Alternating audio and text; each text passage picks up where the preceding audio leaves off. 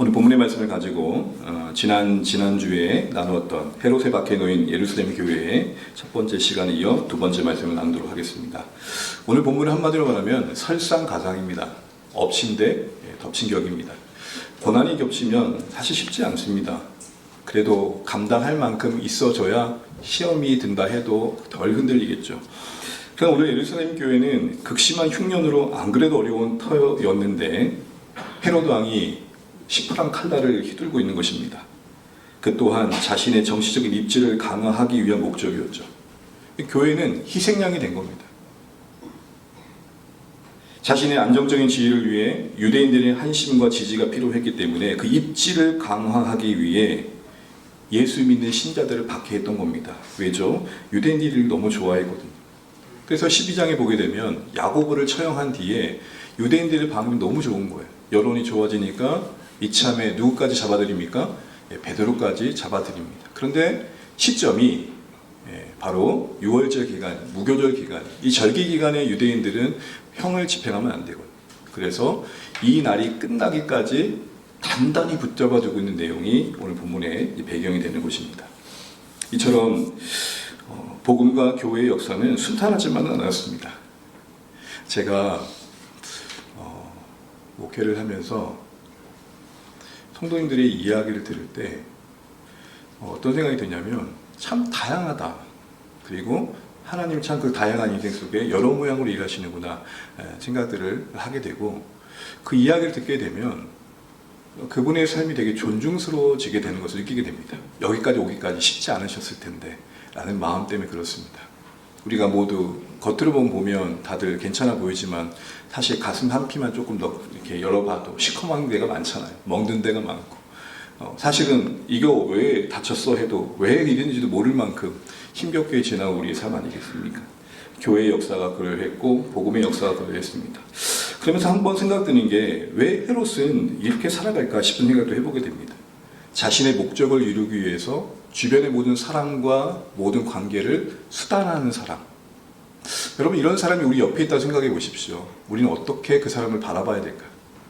그리고 그 사람 때문에 여러분 혹시 아픈 적은 없으십니까? 나는 아무런 잘못도 없고 그럴 의도도 없었는데 그 당사자의 이익 때문에 부득이하게 희생자가 될 때가 있고 전혀 그런 말도 하지 않았는데 모함을 당할 때도 있고 여러분 얼마나 억울해요. 이런 헤롯과 같은 인생이 여러분 우리 주변에 있다면 참 불행할 것 같아요. 당사자는 어떨까요? 그 당사자는 더 참 불행한 인생이 아닐 수 없습니다. 그렇게 얻고자 하는 것을 얻기 위해서 주변을 수단화하는 그의 인생이 행복했을까요?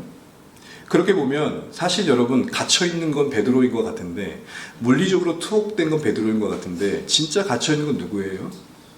헤롯이에요.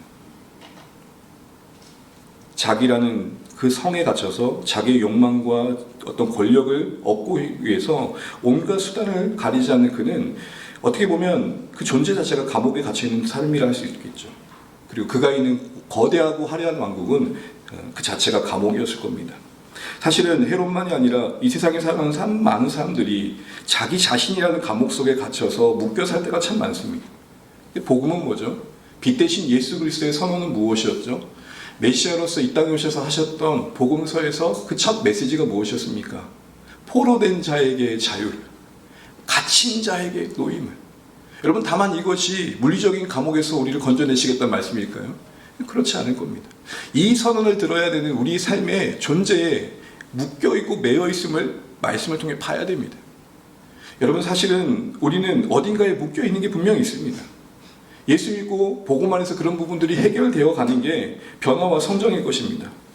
겉으로는 자유로워 보일지 모르지만 실상 어딘가에는 묶여있는 우리의 모습이 우리의 삶을 뭔가 자유롭지 못하게 하는 거죠. 뭔가 어색하게 하는 겁니다. 때로는 관계 속에서 그것이 발작 버튼이 될 때가 있는 것이죠. 아무도 모르는 거예요. 왜 저 사소한 말 한마디 저 사람은 저렇게 크게 반응하지? 우리 모두 무언가에 묶여있는 자들 같아요. 그런 의미에서 우리가 헤롯을 보면서 다 우리도 헤롯 같은 모습이 있을 수 있겠구나를 경계하고 이런 삶에서 해방되는 삶은 무엇일까를 고민하지 않을 수 없는 것이죠. 사실 성경을 볼 때마다 우리는 조금 모든 인물들 속에 우리를 보려고 하셔야 됩니다. 여러분 다윗하고 사울이 등장하면 주로 우리는 누구에게 적용을 하죠? 우리는 누가 되죠 주로? 다윗이 되죠. 사울은 누구예요? 내 옆에 있는 사람이 되는 거죠. 저 사람이 사울이 되고. 우리 안에 누가 있음을 봐야 됩니까? 우리 안에 사울이 있음을 봐야 돼요. 예수님이 바리새인과 대화하실 때도 우리 안에 바리새인을 봐야겠죠. 그럴 때 우리도 성경에서 진실한 모습을 확인하게 될 것입니다. 교회는 이런 상황을 볼 때 여러분 어떠했었습니까? 이 헤롯의 휘둘린 칼날에 허망하게 죽은 야고보의 순교, 교회는 많이 어려움을 겪었을 것 같습니다. 망연자실했을 것 같아요. 교회의 중심에 자리하고 있는 지도자가 허망하게 이렇게 칼날이 죽고 나고 나면 많이 속상했을 것 같습니다. 사실 영적으로 한번 데미지를 입게 되면, 이렇게 뭔가 멘탈이 한번 무너지게 되면, 어떤 속상한 일에 우리 자신이 신앙적인 모든 걸 한번 놓고 나면 다시 붙잡기가 쉽던가요? 쉽지 않던가요? 쉽지 않아요. 어쩌면 이 야고보의 순교는 교회 입장에서는 큰 충격이었을 겁니다. 그런데 그것도 힘들었는데 베드로마저 이제 잃게 된 거예요. 거의 확정적인 상황인 거예요. 지금 베드로가 갇혀있는 상황을 뒤에 보시면 알겠지만 철두철미하게 감시하고 있는 상황에서 살 길이 어디 있겠어요. 다들 죽겠구나, 죽기를 바랬다는 게 아니라 죽을 수밖에 없겠구나 라는 상황이었단 말입니다.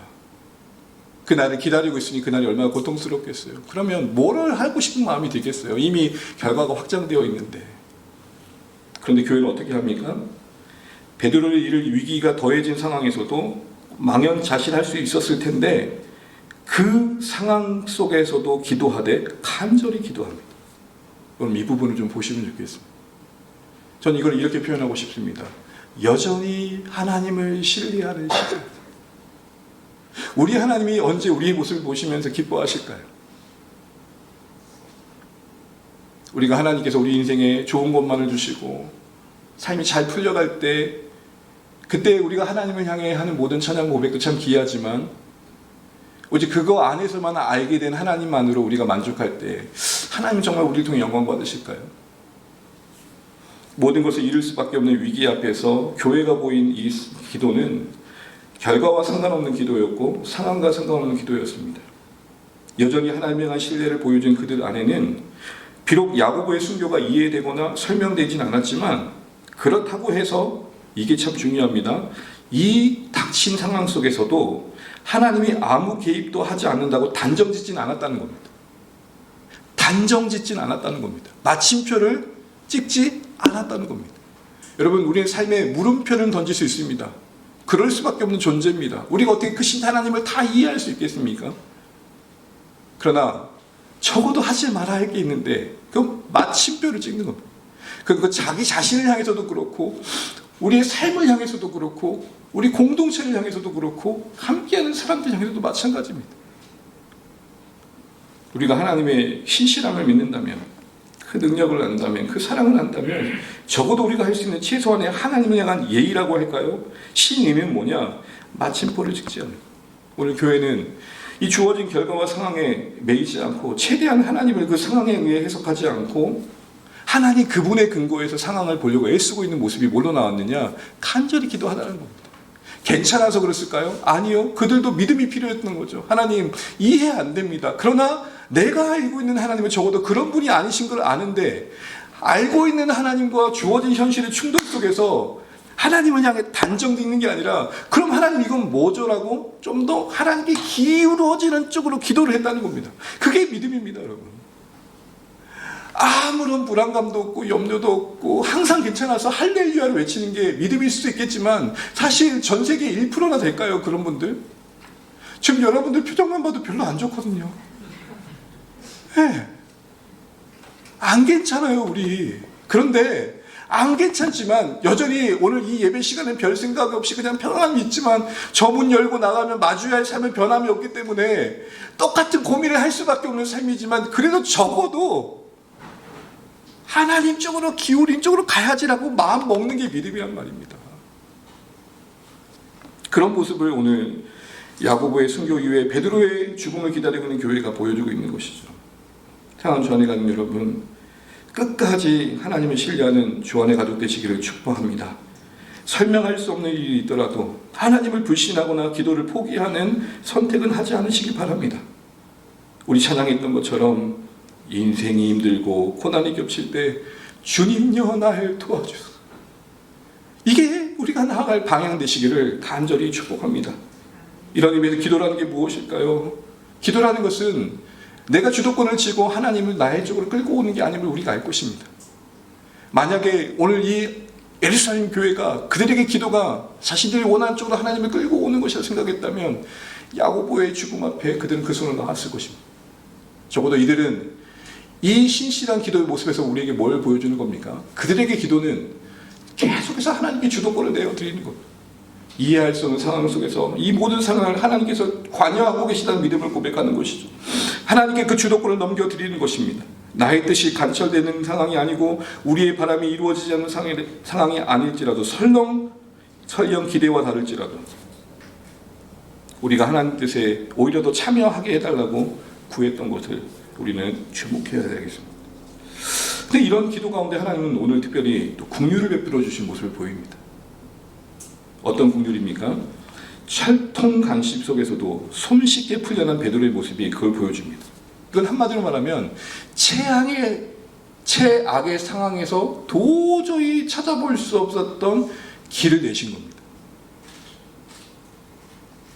이런 하나님의 은혜가 우리 인생 가운데 있기를 축복합니다. 진짜 이게 가능은 하나? 이게 되겠나? 이런 상황 속에서 길을 여시는 하나님. 투옥된 베드로를 보십시오. 철통 같은 경비 아닙니까? 틈이 안 보입니다. 뭔가 틈이라도 보여야 뭔가 가능성을 꿈꾸죠. 보세요. 두 쇠사슬이 묶여있고 두 군인 틈이 있습니다. 여러분 이거는 어떻게 해석되냐면 베드로가 쇠사슬에 묶여있고 두 군인이 옆에 있는 정도가 아니라 여러분 보통 범죄자를 받으면 경찰하고 범죄자가 뭘 매죠?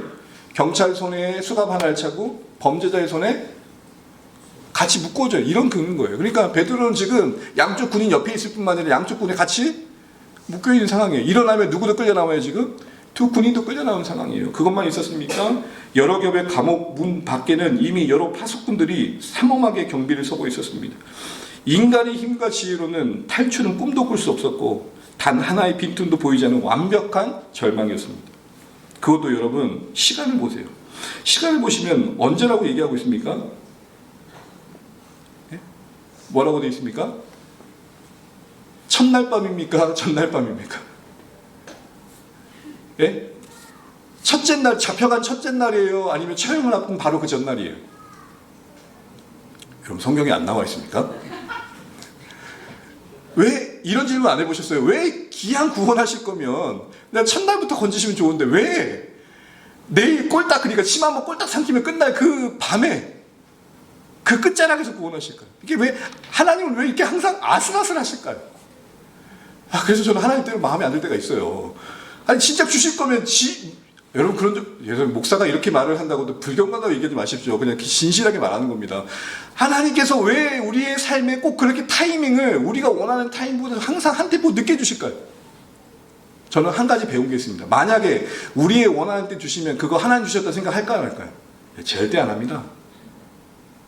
도저히 바랄 수 없었던 때에 주셔야만 누가 주셨다고 생각할 수 있죠? 하나님이죠. 그게 우리인 걸 아시는 거예요. 그러니까 우리를 괴롭히시는 하나님이 아니라 여러분 이걸 이렇게 이해하시면 좋겠습니다. 우리를 너무 잘 아시는 하나님. 우리를 너무 잘 아시는 거예요. 그런데 참 생경한 모습은 낯선 모습은 뭐죠? 이렇게 철두철미하게 빈틈없이 죽음을 향해 가고 있는 상황 속에서도 베드로는 뭐하고 있죠? 잠들었대요. 여러분 여기는 잠든다는 표현이 헬라어를 보면 깊은 잠이에요. 설잠이 아니에요. 한번 잠이 들면 아무리 흔들어도 안 깨어난 분들 계시죠? 그런 분들 계시잖아요. 잠깐만 소리에도 민감해서 깨어나신 분들 계시고 지금 베드로는 지금 깊은 잠에 빠진 거예요. 여러분들 상황을 보십시오. 그 감옥에서 누가 먼저 죽었어요? 야고보가 죽었어요. 야고보가. 그리고 자기도 지금 내일이면 죽어야 돼요. 불안함에 잠이 올까요? 안 올까요? 저라면 잠자기 쉽지 않을 것 같아요. 정상적인 반응은 뭐죠? 뜬 눈으로 내 형장의 이슬로 내가 사라지겠구나. 뜬 눈으로 사라지겠구나. 뜬 눈으로 잠을 못 잤겠죠. 여러분 내일 당장 죽겠다는데 잠 잘 수 있겠습니까? 저는 못 잘 것 같다니까요. 그럼 여러분 이제 막 끝났으니까 체념한 걸까요? 깊이 잠든 베드로의 모습은 한마디로 말하면 신뢰에 기반한 평안이었습니다. 그렇게 볼 수 있는 이유는 요한복음 21장 18절 때문에 그렇습니다. 우리 같이 한번 읽어보겠습니다. 시작. 내가 진실로 진실로 내게 이르노니 내가 젊어서는 스스로 뛰고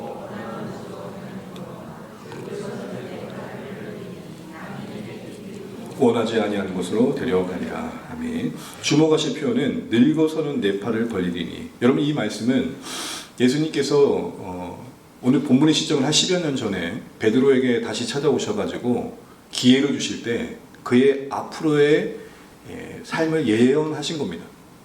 죽음의 방식과 죽음의 시기를. 넌 순교할 텐데 아마 팔 벌려 그래서 그 십자가로 우리는 이야기하고 실제적으로 베드로는 십자가에 거꾸로 매달려 순교했습니다. 근데 그 시점이 언제예요? 늙을 때예요. 그럼 여러분 이 시점에 베드로는 몇 살쯤 됐을까요? 많은 학자들이 보는 가장 공통적인 나이는 45세 전후입니다. 그리고 실제로 순교한 나이는 65세 전후예요. 그러면 베드로의 입장에서는 이 말씀이 그 마음밭에 새겨졌다고 생각을 해볼 때 자기는 언제 어떤 모양으로 죽을지를 알고 있는 자의 입장에서 지금 죽음의 위기가 자기를 죽게 하겠다는 생각을 하지 않을 수 있는 가능성이 있었겠죠. 생명의 주권이 헤롯이 아니 하나님께 있다는 진리를 믿는 사람이었고 더구나 더 구체적으로 예수님이 하신 말씀에 근거해 본다면 늙어서 죽을 위해 죽을 때가 있다는 건 알고 있지만 지금은 아니라는 것을 아는 확신이 있었기 때문에 더 평안할 수 있었던 겁니다. 한마디로 말하면 아직은 내가 죽을 때가 아니라는 것을 말씀에 근거해서 알고 있었기 때문에 하나님이 허락하신 때가 아니면 어느 권세자도 나를 해할 수 없다는 믿음 위에서 담대했던 겁니다. 이렇게 비유를 해보죠. 내일 어려운 시험이 있습니다. 근데 여러분이 그 시험 문제를 다 알아요. 답을 다 알아요. 한두 번 또 보고 나서 답을 다 외웠어요. 남들은 그 시험 문제가 뭔지도 몰라요. 밤새 공부해요. 여러분은 평안히 주무실 수 있겠습니까? 아니면 걱정하시겠습니까? 예? 물론 그것도 까먹었을까 봐 걱정해서 왜 이러고 계실지 모르겠어요. 근데 이미 문제의 답을 아는 입장에서는 우리는 어떻게 해요? 마음 편하게 자는 거예요. 내일 죽지 않을 것을 확실히 알았던 베드로의 입장에서는 상황은 지금 죽음이지만 그렇게 하진 않을 거야. 어떻게 하실지 모르겠지만 적어도 내가 알고 있는 예수님의 말씀대로 하면 난 내일 안 죽어. 이건 베드로의 개인적인 신앙의 고백입니다. 왜요? 그가 들었잖아요. 늙어서 팔 벌려 죽을 거라고. 적어도 내가 이 나이엔 죽지 않는다고 하셨어. 다른 말로 말하면 아직은 내가 할 일이 있어. 아직은 내가 하나님 편에서 해야 될 일이 있는 것을 내가 알고 있기 때문에 아마 이 상황을 하나님께서 어떻게 하실지 모르겠지만 모르겠다. 하나님 알아서 하시자고 잠든 거예요. 신뢰가 만든 평안이었습니다. 그런데 전혀 빈틈이었던 이 절망적인 상황에 하나님께서 일하기 시작합니다. 개입하신 겁니다. 캄캄한 감옥에 하나님 먼저 주의 천사를 보내셔서 불을 밝히십니다. 빛을 비추십니다. 그 어두움에 빛이 임하고 천사는 베드로의 욕구를 쳐 깨웁니다. 얼마나 깊이 잤으면은 베드로를 차서 깨웁니까? 여러분 보통 일어나라 와 일어나라 와 일어나야 와는 달라요. 보통은 상대방이 너무 깊이 잔다면 우리는 어떻게 깨우죠? 거의 뭐 들었다 놨다 하시잖아요. 저희 아버지가 저를 깨우실 때 항상 썼던 방법이 뭐냐면 일단 기본 문을 엽니다. 썰렁하게 그냥 해놓고 이불을 걷어요. 그리고 안 일어나면 하시는 뭐냐 분무기 있지 분무기 아시죠? 일어나지 않을 수가 없어요. 제가 이걸 아직 아이들한테 안 써먹었어요. 이거 비인격적으로 여겨졌거든요, 사실은. 안 일어날 수가 없어요. 근데 그렇게까지 해야만 일어날 수밖에 없어. 깊이 잠든 거 이해되시죠? 그런데 하나님께서 천사를 통해 그렇게 깨우신 뒤에 비몽사몽했겠죠. 천사가 베드로에게 옷을 입으라 그러고 나를 따라오라 하고 급하게 그를 데려갑니다. 따라갑니다. 그럴 때 먼저 어떤 일이 있었습니까? 손목을 옥죄던 그 사망의 쇠사슬이 스스로 풀려납니다. 첫째 파수, 둘째 파수를 지나고 굳게 닫혔던 옥문이 저절로 열립니다. 여러분 이 모든 과정을 지나는 베드로의 입장에서는 이게 현실 세계였을까? 아니면 환상의 세계였을까? 아마 비몽사몽 아직 판단을 못했던 것 같아요. 오늘도 구절에 보십시오. 뭐라고 말하고 있습니까? 생시인지 환상인지 아직 구분 못했다고 하고 있죠. 생시인 줄 모르고 환상인 줄 알았다고 얘기하고 있지 않습니까? 기가 막힌 구원을 경험한 겁니다. 여러분 이런 하나님의 일하심은 우리에게 뭘 보여줄까요?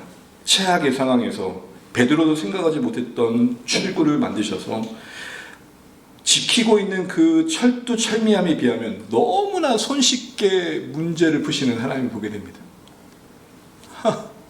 난 이거 보고요, 진짜 하나님 말씀 한 번만 하시면, 하나님이 저 인생 한 번만 찾아가 주시면 될 일이라는 생각을 하니까 되려 자유가 생겨요. 그 시간이 왜 필요한지는 우리가 알 수 없지만 적어도 우리 하나님은 그 능력면에 있어서는 어떤 한계도 어떤 권세도 막을 수 없는 자임을 보여주시는 겁니다. 여전히 모든 상황의 주권자는 하나님이심을 이 일 통해 선포하신 겁니다. 이것은 헤롯의 운명도 하나님의 손에 있음을 보여주신 것이요, 또한 이전에 있었던 야곱의 죽음도 어쩔 수 없이 죽은 게 아니라, 헤롯이 대단해서 죽으신 게 아니라 하나님이 야곱을 그 선한 뜻 가운데 내어주신 허락하심 때문에 죽었다는 것을 보여주시는 겁니다. 하나님의 무관심도 무능력도 아니라 허락하심이었습니다. 이런 하나님의 되심을 증명하는 이 말씀 앞에서 우리는 다시 한번 점검해야 할 것이 있습니다. 그 다른 것이 아닙니다. 우리가 하나님의 인도하심을 받아 살아갈 때 여러 가지가 우리의 이해 속에 있어야겠지만 적어도 크게 두 가지는 여러분 붙드셔야 됩니다. 그 하나는 천지 창조하신 하나님의 능력이요, 십자가에 그 아들 내어주신 하나님의 사랑입니다. 여러분, 우리의 인생의 비교를 해보면 감히 우리가 사랑이 있지만 능력이 부족해서 사랑하는 이에게 그걸 못해줄 때가 있잖아요. 때로는 어떤 인생들은 능력이 있는데 사랑이 없어서 그 일을 행하지 않을 때가 있잖아요. 그런데 우리 하나님 어떤 분이시라고요? 사랑도 있고 능력도 있어요. 그럼 이 두 가지를 함께 붙든다면 이런 이해가 가능한 겁니다. 하나님의 능력으로 충분히 손쉽게 풀리는 것을 내가 아는데 그 일이 일어나지 않는 것은 그때 뭘 적용해요? 하나님의 나를 향한 사랑. 당장에 해결해 주는 게, 풀리는 게 나를 위한 것 같은데 하나님의 더 큰 계획 속에서는 나를 향한 사랑이 그것이 아님을 믿는 믿음. 그래서 사랑도 붙들고 능력도 함께 붙들어서 마주한 모든 현실에서 때로는 사랑으로, 때로는 능력으로, 때로는 사랑과 능력으로 마주할 줄 아는 것, 그게 신자의 가장 중요한 전제인 것입니다. 만약에 우리가 능력만 붙들고 있다면, 사랑에 무지하다면, 능력이 하나님은 할 수 있는 일인데 왜 이러세요? 라고 따질 겁니다. 하나님의 능력과 하나님의 사랑을 동시에 붙들고 우리의 설명할 수 없는 현실들을 헤쳐나갈 줄 아는 실력들이 우리에게 필요한 것입니다. 하나님께서는 당시 교회나 이 땅의 모든 신자들이 바로 이런 하나님을 붙들고 이런 하나님의 함께 하심을 깨닫고 눈에 보이는 실세인 헤롯 앞에 굴욕당하지 않고 그 위협에 굴복하지 않고 담대하게 기대하셨던 겁니다. 그 담대함에 대한 기대감은 그 하나님이 함께 하심을 깊이 깨닫고 담대하길 바라시는 하나님의 그 기대함은 바로 베드로의 고백 속에서 고스란히 드러납니다. 우리 11절, 12절 말씀 상반절까지 같이 한번 읽겠습니다. 시작. 이에 베드로가 정신이 들어 이르되 내가 이제야 참으로 주께서 그의 천사를 보내어 나를 헤롯의 손과 유대 백성의 모든 기대에서 벗어나게 하신 줄 알겠노라 하여 깨닫고. 여러분, 질문을 한번 드려볼게요. 베드로가 하나님의 전능하심과 사랑을 몰랐을까요? 아니, 그런 지식적으로 이미 알고 있습니다. 그런데 깨달았다는 건 뭐예요? 그 지식이 그 현실을 해석하는 실질적인 능력이 될 때입니다. 여러분, 하나님을 모르세요? 기본적으로 여러분 신앙생활 쌓여오는 동안 내가 알고 있는 하나님은 어떤 분이신지 각자의 이해가 있을 겁니다. 근데 문제는 뭐죠? 그게 현실 세계 속에서 작동하지 않는 거예요. 제가 질문을 한번 드릴게요. 하나님이 살아계시고 실제하신 걸 믿으시죠? 갑자기 또 하나 질문할게요. 그럼 그 하나님이 여러분 삶 가운데 임재하십니까? 실제하신 하나님을 믿는 건 우리 모든 신자들이 할 수 있는 고백이에요. 저한테 물어보세요. 하나님 실제하시죠? 네. 그럼 그 하나님이 목사님의 생애에 임재하십니까? 라고 물으면 지금 그런 질문 좀 하지 마라. 그럴 것 같아요. 머리로는 하나님은 천지를 창조하시고 십자가에 우리를 위해 죽으신 분임을 알아요. 근데 그 하나님이 내 심령을 붙드는 나와 함께 하시는 하나님으로 깨달아지는 그 임재의 의식은 또 다른 것 같아요. 오늘 베드로는 그렇게 알고 있는 하나님의 임재 속에 지금 거하고 있어요. 그리고 이런 하나님의 임재가 오늘 성도들 가운데 이루어지기를 바라고 계시는 거죠. 사랑하는 주안의 가족 여러분, 당시 그냥 상황이 좋아졌다고 고백하지 않고 이 모든 일이 하나님의 손길이 다 있고는 깨닫는 하나님의 임재가 나와 함께하고 있다는 알았을 때 이 베드로의 고백은 우리에게 어떠한 도전을 줍니까? 조그만 일에도 초조해져가지고 심장이 벌렁거리는 우리에게 오늘 베드로의 이 평안함과 더불어 이가 경험하고 있는 하나님의 놀라운 구원의 현장에서 내뱉고 있는 이 하나님의 함께하심에 대한 깨달음, 이건 여러분 우리 뭘 도전하는 것 같습니까? 여러분 이 시대에 살아가다 보면 제가 느끼는 겁니다. 한 주간을 한번 되돌아봤는데 가만히 있으면요, 평안을 더해주는 말보다는 걱정을 부추기는 말들이 더 많이 들려요. 여러분 안 그러세요? 제가요 요즘 핸드폰을 정말 죄송해요, 너무 힘들어요. 뭔 보험에서 이렇게 많이 전화를 오는지요. 생명보험 AI부터 시작해가지고 생명보험 들라고. 근데요 당했어요. 070으로 전화 오다가 갑자기 010 와서 급한 줄 알고 받았어요. 왜냐면 차를 이상한 데에 주차를 해서 혹시나 생명보험입니다. 070으로 안 되니까 010으로 하는구나. 당했어요. 가입했다는 말은 아니고 또 전화 주셨는데 그 얘기 들어야 되는 거예요. 아이고 네. 사랑하는 주안의 감 여러분, 그분들 말 들으면요 이거 당장 가입하지 않으면 안 돼요. 가만히 보세요. 우리 현실은 우리의 걱정과 불안을 부추기지 잠잠케 하지 않아요. 이제 50을 넘어가는 제 나이에 걱정이 많을까요? 평안이 많을까요? 걱정이 많아요. 저만 그럴까요? 우리 모두 그렇지 않습니까? 그럼 여러분 그 걱정이 다 현실이 되던가요? 그렇지 않음에도 불구하고 이 세상은 우리를 걱정과 불안으로 몰아가요. 이런 우리에게 필요한 게 뭘까요? 천지를 창조하신 하나님이 나의 하나님, 그 하나님이 공중에 나는 새를 보라 하셨고 들에 빈 꽃을 보라고 하셨고, 그것도 못 믿어 하시니 우리 인생을 위해 자신을 내어준 십자가의 사랑으로 그 사랑을 보여주셨으니 우리가 그 사랑 의지하고 살기를 바라시는 하나님의 간절함에 우리가 하답할 필요가 있지 않겠냐는 거예요. 사랑하는 주안의 여러분, 오늘 베드로가 깨달은 것처럼 여러분 인생 깊은 곳에 하나님이 함께 하심을 깨달으시기를 간절히 축복합니다.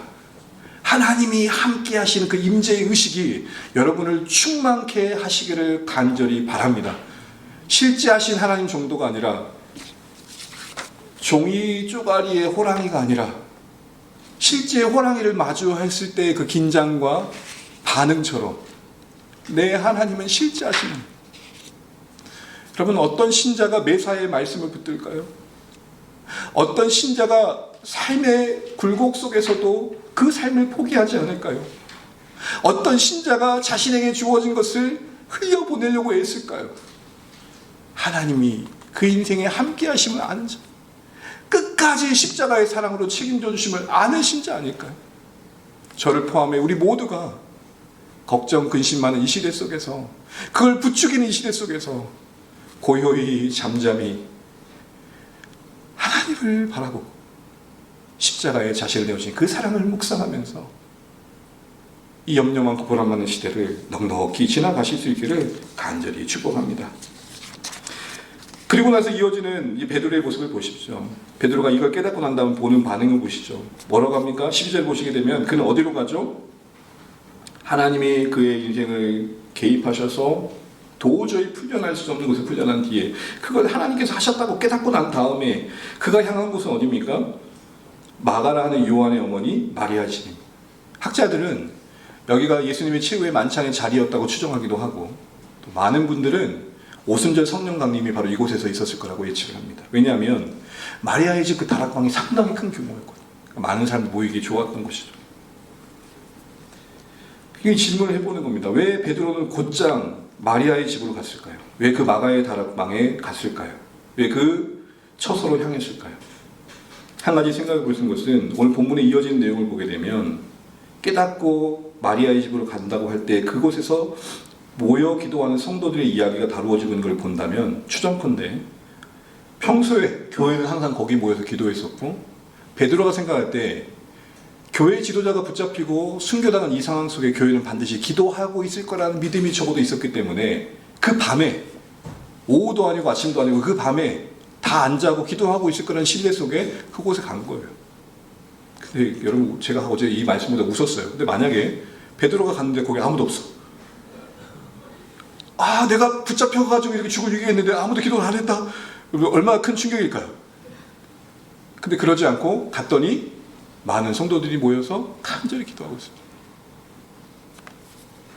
여러분, 하나님이 아니면 설명할 수 없는 일을 경험한 베드로는 뭘 먼저 생각했어요? 그건 내 공로가 아니라 누군가 나를 위해 뭐 했다?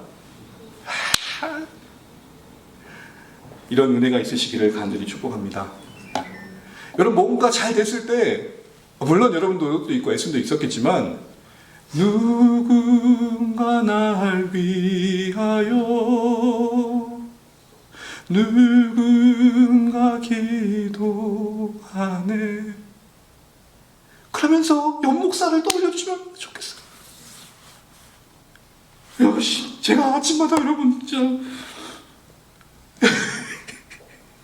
여러분을 기도로 만난다니까요.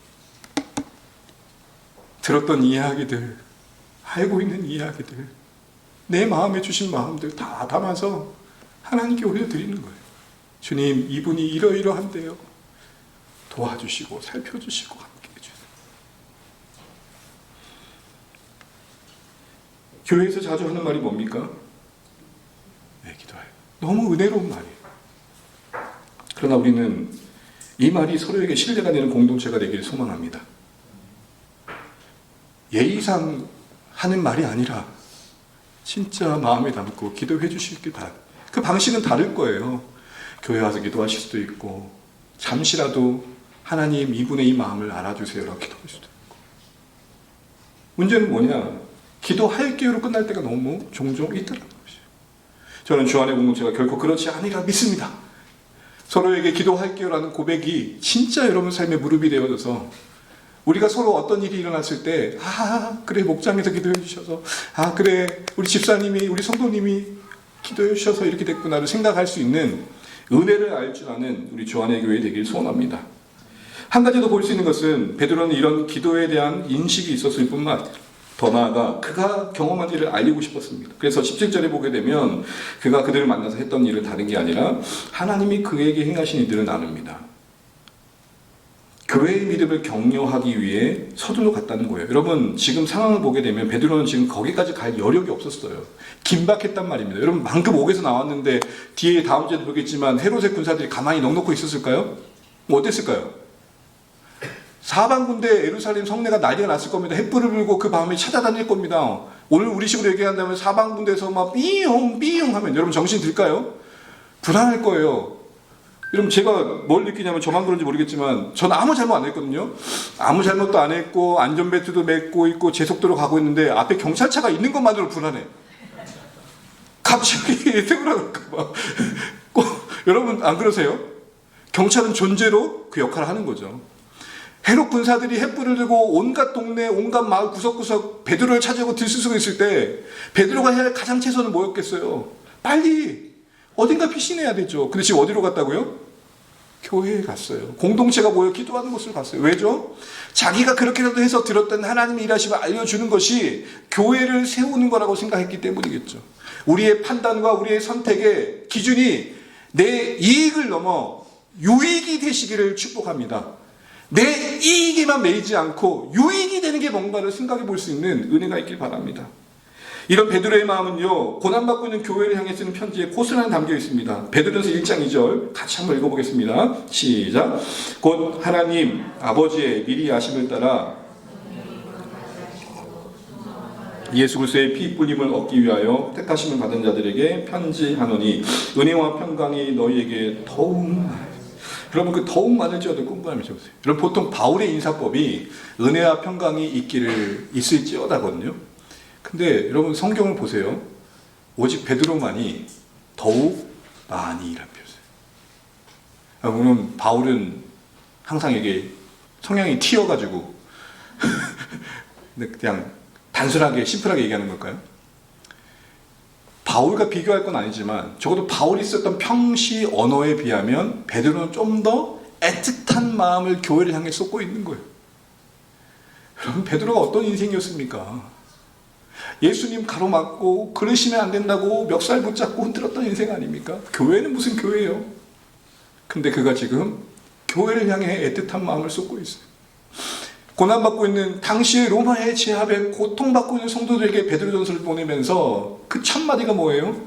하나님의 은혜와 평강이 있는 정도가 아니라 그 고난을 넉넉하게 감당할 수 있을 만큼 부어주시면 좋겠다.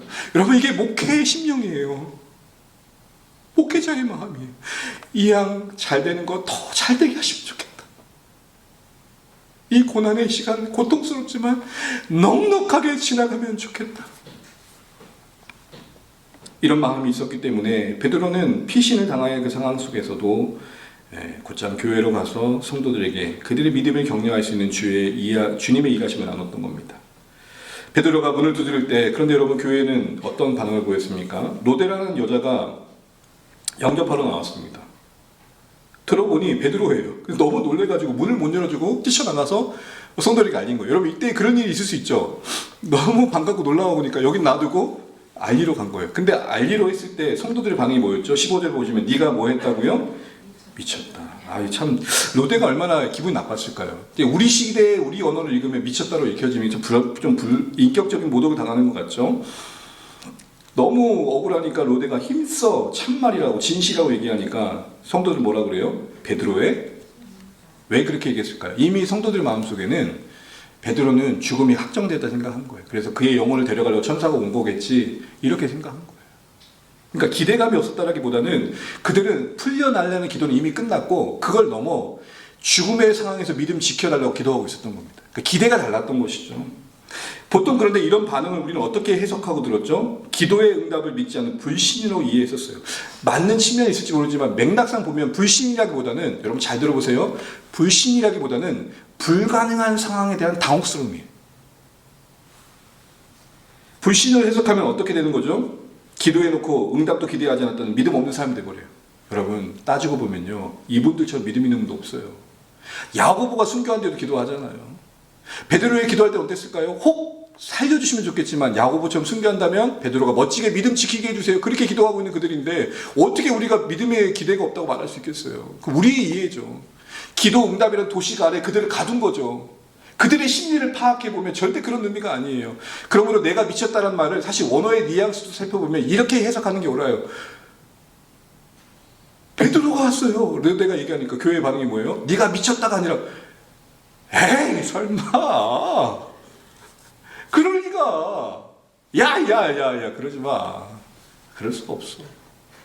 믿음이 없는 게 아니라 전혀 생각하지 못했던 상황의 뜻밖의 상황에 대한 뭐예요? 당혹감과 놀라움이에요.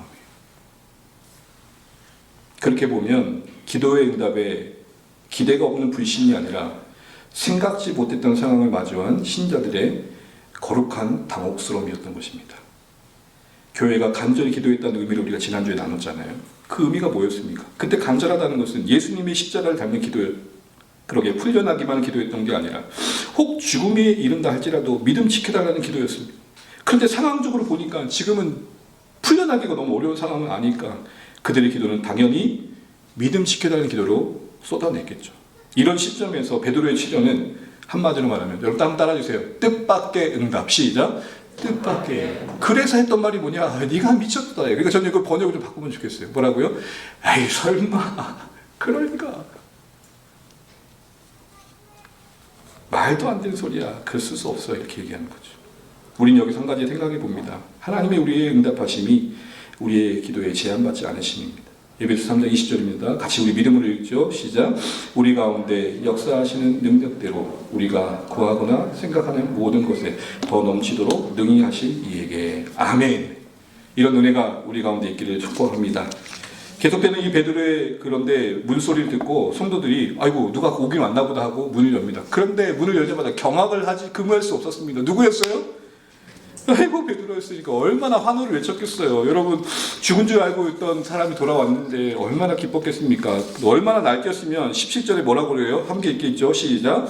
베드로가 그들에게 손짓하여 조용하게 하고 주께서 자기를 이끌어 옥에서 나오게 하던 일을 말하고 또 야고보 형제에게 이 말을 전하라 하고 떠나 다른 곳으로 가니라. 베드로가 뭐 했다고요? 손짓하여 뭐 하게 하고요? 이렇게 오늘 말하면 이런 거예요. 야, 컴다운, 조용히. 여러분, 지금 베드로는 헤롯 군사들이 찾고 있는 중에 지금 은밀하게 여기 왔는데 이렇게 나대면 발각이 될까요, 안 될까요? 당연히 발각이 되죠. 그러니까 베드로가 뭐라 그래요? 조용. 그러면서 말을 이어가기를 누가요? 주께서. 여러분, 저는 만약에 이런 대단한 일을 경험하고 나면 내가 말이야 군사들 사이에서 잠 자고 있었거든. 믿음 아니겠어? 근데 갑자기 빛이 밝혀지더만 이거는 진짜 어디서 보지도 못한 빛이 하면서 온갖 썰을 풀겠죠. 양념을 치겠죠. 근데 오직 심플하게 뭐라고 말해요? 주께서. 엄청난 성공과 결과 앞에 우리를 드러내기 쉬운 우리의 연약함을 보면 오늘 베드로가 보인 겸손과 성숙함은 도전이 됩니다. 바라기는 주께서 자신을 이끌어내어 주셨다는 왜 다른 말을 하지 않은 베드로의 말처럼 우리의 증언의 주어가 하나님 그분이시기를 간절히 축복합니다. 어떤 이야기를 하는 것이 나쁜 게 아니지만 그 이야기를 통해 내가 뭔가 더 대단하게 보여야겠다는 발상을 우리 마음에 은밀하게 품고 있는 것을 여러분 스스로가 경악스럽게 여기셔야 됩니다. 이후 베드로가 떠난 곳은 어디였습니까? 오늘 어딘지 모르지만 발걸음을 재촉하여 교회 그 기도하는 공동체의 자리를 떠나는 것을 보게 됩니다. 여러분, 여기서 마무리하면서 의아했던 게 뭐냐면 여러분, 사도행전 5장에서도 그렇고 8장에서도 그렇고 베드로는 떠나지 않았어요. 5장에서 기적처럼 한번 풀려난 사건이 있었죠. 아마 그것 때문이라도 철저히 지켰을 겁니다. 그런데 그때 베드로와 사도들이 어떻게 했죠? 잡힐 줄 알고 당국이 아무리 협박해도 성전에 가서 가르쳤단 말이에요. 복음을 전했어요. 사도행전 8장에서도 역대의 박해가 임했음에도 불구하고 다들 흩어져 떠나는 그때에도 베드로와 사도들은 떠나지 않았어요. 그런데 지금은 떠나요. 베드로가 믿음이 없는 걸까요? 베드로를 비롯한 사도들은 떠나지 않고 지켰던 적이 있었는데 오늘 베드로는 오늘 이곳을 두고 떠납니다. 오늘 본문에서는 무조건 베드로가 맞서는 사람만이 아니었음을 보여줍니다. 때로는 피할 줄도 아는 사람이었음을 보여줘요. 여러 이유가 있겠지만 자신의 신변의 안전을 지킬 가능성이 더 높아 보이고 후위를 도모하는 거죠. 야고보와 다른 사도들을 안 만나고 피신해야 될 만큼 오늘 본문을 보시게 되면 야고보에게 내가 살았다 했던 걸 알려달라고 해요. 이때 야고보는 예수님의 동생입니다. 죽은 야고보가 아니고요. 그렇게 할 만큼 지금 상황이 급박하다는 걸 우리가 알게 됩니다. 만나서 얘기할 수 있는 상황이 아니었던 것이죠. 그렇게 봤다면 오늘 이 시점에서도 베드로는 여러 이유가 있겠지만 제가 한 가지 생각한 이유는 교회를 보호하기 위한 선택이었을 겁니다. 지금 헤롯의 두 눈에는 지금 누가 들어오고 있죠? 교회 지도자들. 근데 만약에 베드로가 거기 계속 있으면 그곳에 있는 교회 성도들 같이 잡혀갈까요? 안 잡혀갈까요? 같이 잡혀가겠죠. 그래서 자신이 다른 곳에 가는 게 교회를 살리는, 교회를 보호하는 선택이라는 생각도 일면 있었을 것입니다. 어쨌든 중요한 건 뭐냐? 베드로는 일관되게 공권력을 향해서 무조건 믿음으로 대든 게 아니라는 겁니다. 하나님이 내 백이니까 니들이 나를 죽이든 살리든 마음대로 하고 들이민 게 아니란 말입니다. 항상 용맹스럽게 돌진 앞으로 그것만을 보인 게 아니라고요. 때로는 숨죽이듯 마치 그때 그 모습을 비하면 믿음 없는 것처럼 보이는 모습도 보일 때가 있었습니다. 그러나 오늘 본문의 베드로의 회피는 떠남은 회피가 아니라 하나님의 음성을 듣는 또 다른 분별력 있는 선택이었다는 것을 볼 필요가 있습니다. 한마디로 베드로는 한 가지 삶의 방식만은 고집하지 않았고 그것만이 믿음이라고 얘기하지 않았다는 겁니다. 보통 우리는 이렇게 얘기합니다. 나를 죽이든 살든 니들이 아무렇게나 해라 하고 달려드는 것만이 믿음이라고 생각해요. 멋져 보이죠?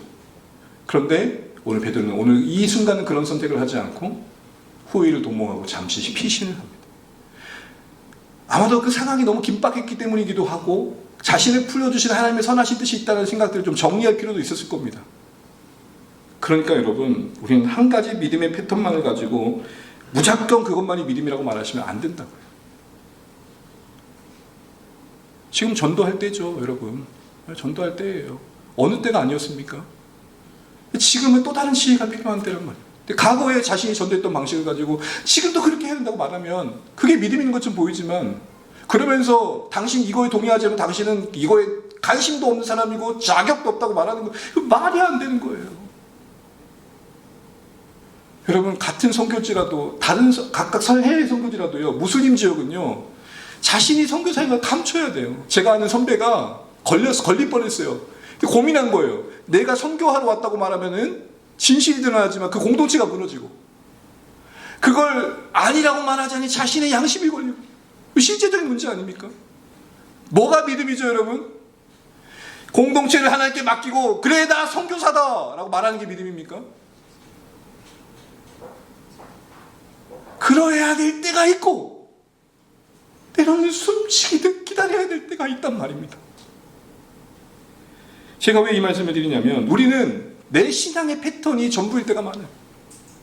아니요, 우리는 어떤 한 방식을 추구하는 사람이 아니라 하나님의 인도하심을 그때그때마다 받으면서, 때로는 담대하게, 때로는 기다리면서 하나님의 다양한 인도하심에 유연하게 반응할 줄 아는 신자들 되시기를 간절히 축복합니다. 교회 생활 하다 보면요, 신앙의 성공을 이룬 분들이 믿음의 사람들을 죽일 때가 있어요. 야, 자녀 때문에 그렇게 고민하지 마. 40일 철회하면 끝나. 그래서 철회를 해요. 자녀에 큰 문제가 변화가 없어요. 그럼 누구 탓을 할까요? 야, 너 40일 동안 진심으로 기도했어?